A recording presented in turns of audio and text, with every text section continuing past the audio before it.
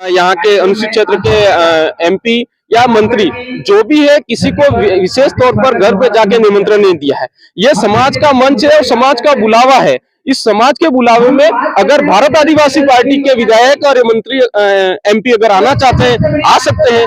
और साथ ही कांग्रेस और बीजेपी के जो विधायक एमपी है वो भी आना चाहे, वो भी आ सकते हैं। निर्माण के साथ ही सीलन से मुक्ति, complete waterproofing solution, branded plywood, mica, hardware accessories, Patwa traders, Indralok, Gajanan Marg, Pratapgarh. संपर्क 9785363102।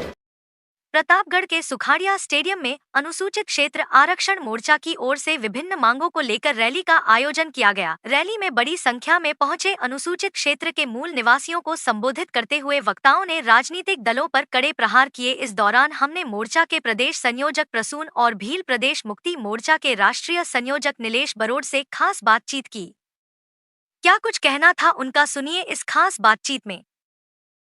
प्रतापगढ़ के इस सुखाड़िया स्टेडियम में आज अनुसूचित क्षेत्र आरक्षण मोर्चा की इस रैली का आयोजन किया गया है। यहाँ पर अनुसूचित क्षेत्र के 5 जिलों से बड़ी संख्या में आदिवासी समाज के लोग पहुंचे हैं। आप मेरे पीछे देख सकते हैं, बड़ी संख्या में यहाँ पर आदिवासी समाज के महिला एवं पुरुष आए हुए हैं। क्या इनकी मांगे हैं, अनुसूचित क्षेत्र में किस तरह का आरक्षण मिलना चाहिए। मोर्चा के जो प्रदेश संयोजक है प्रसून महाराज जो है हमारे साथ में, इनसे जानते हैं क्या किस तरह की मांगे आपकी।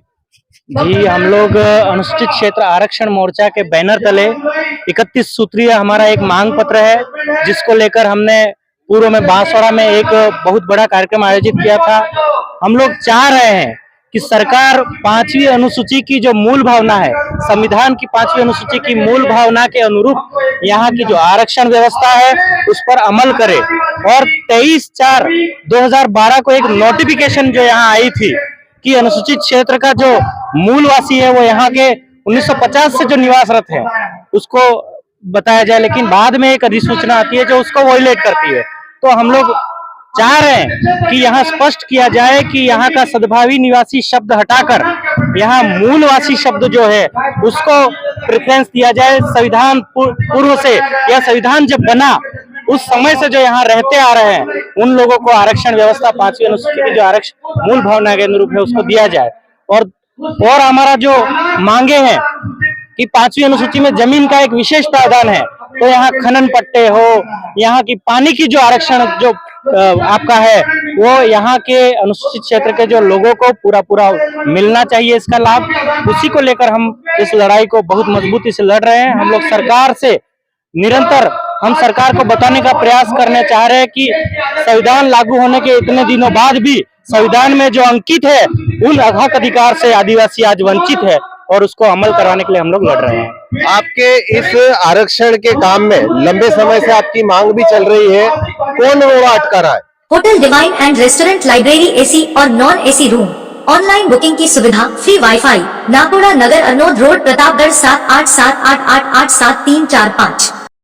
बिजली बिल के झटकों से पाएं छुटकारा, लगवाएं ब्रांडेड सोलर पैनल, 78,000 तक की सब्सिडी। अधिकृत विक्रेता sunrise traders, Neemuch road, Pratapgarh. संपर्क 7597615453।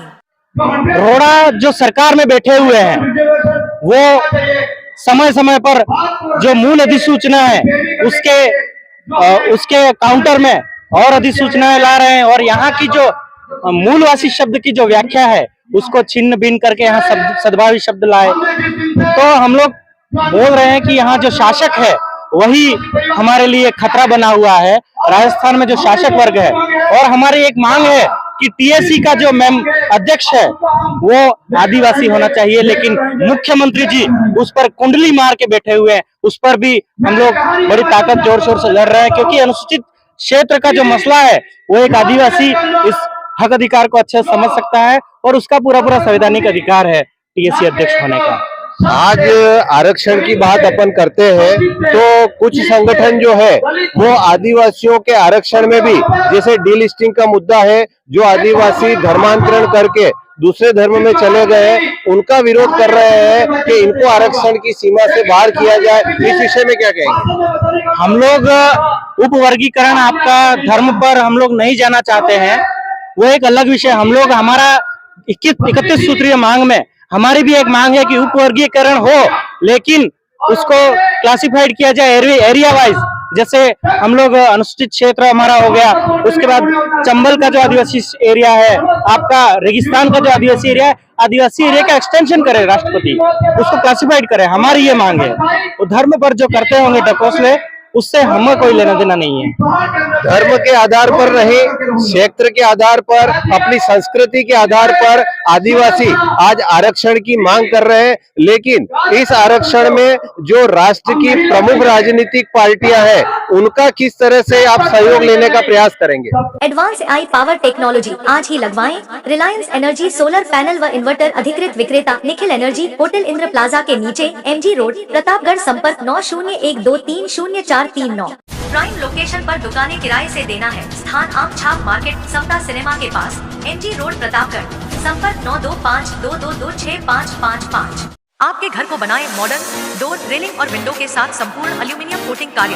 अलमदार एल्यूमिनियम, पंजाब नेशनल बैंक के सामने, पिंजारों की टाल, प्रतापगढ़। 9799673334। हम लोग बहुत ज्यादा उम्मीद लगा बैठे थे पहले आदिवासी सभी राष्ट्रीय दलों से, लेकिन समय समय पर हमको धोखा हासिल हुआ है। तो कहीं न कहीं आदिवासी उब चुका है, परेशान हो चुका है राजनीतिक से। हमारी तो बस आपसे, आपके चैनल के माध्यम से हम सरकार से ये अनुरोध करना चाहते हैं कि हमारी ये 31 सूत्रीय मांगे हैं, उस पर अमल करे, वरना अनुसूचित क्षेत्र की जनता इतनी काबिल है कि अपना राजनीतिक स्टैंड एक अलग ले सकती है, और सभी लोगों को, सभी जो सरकारें जो हमारे लिए, हमारे ऊपर दमन कर रही है, उसको प्रत्येक तरीके से हम लोग मुंह तोड़ जवाब देने के लिए तैयार हैं। आरक्षण की इस रैली में आदिवासी समाज के विभिन्न संगठनों का समर्थन भी यहाँ पर प्राप्त हो रहा है। हमारे साथ भील प्रदेश मुक्ति मोर्चा के राष्ट्रीय संयोजक नीलेश बरोड़ भी है। क्या कुछ कहेंगे आरक्षण के विषय में? सबसे पहले आपके चैनल को जोहार। आज अनुसूचित क्षेत्र आरक्षण मोर्चा की द्वितीय रैली जिला मुख्यालय प्रतापगढ़ में होने जा रही है, जिसमें आप सब देख सकते हैं कि आदिवासियों में आरक्षण को लेकर जो सरकार और यहाँ के शासन प्रशासन के विरोध में जो विरोधाभास है आज की रैली में देखने को मिल रहा है। हम लोग प्रताड़ित हैं, हम लोग भेदभावपूर्ण सरकार की नीति से हम लोग ये थक चुके हैं, और अब ये मांग करना चाह रहे हैं कि राजस्थान सरकार हमको बताए कि आदिवासियों की वास्तव में अगर हितैषी है तो आरक्षण को जो भेदभाव सरकार हमको ये बोलती है कि हम लोग आरक्षित क्षेत्र से आ रहे हैं, आरक्षण का फायदा इनको मिल रहा है, लेकिन वास्तव में धरातल पे देखें तो अनुसूचित क्षेत्र के आदिवासियों को आरक्षण का जितना फायदा मिलना चाहिए सरकार की कुनीतियों की वजह से मिल नहीं पा रहा है। हम लोग आज की रैली में एक मांग इसमें शामिल हुई है कि केंद्र और राज्य की भर्तियों में जो 12% आरक्षण हमारे राज्य में मिल रहा है, हम लोग मांग कर रहे हैं कि उसमें 6.5% आरक्षण अनुसूचित क्षेत्र के लिए अलग दिया जाए, जिससे यहाँ के गरीब आदिवासी, यहाँ के विद्यार्थी पढ़ लिख कर RS IAS को फाइट कर सके और उसके बारे में भी पढ़ने के बारे में सोच सके। मेरा एक सवाल और है, आप जिस तरह से आंदोलन कर रहे हैं, तो आप केवल यहाँ पर जो जनप्रतिनिधि आए हैं वो भारत आदिवासी पार्टी से जुड़े हुए हैं, यहाँ जो मतलब आदिवासियों की जो मांग है इसमें भाजपा और कांग्रेस के जो जनप्रतिनिधि है वो नजर नहीं आ रहे? जी, आपका कहना बिल्कुल सही है, लेकिन ये जो कार्यक्रम है ये एक बिन राजनीतिक कार्यक्रम है।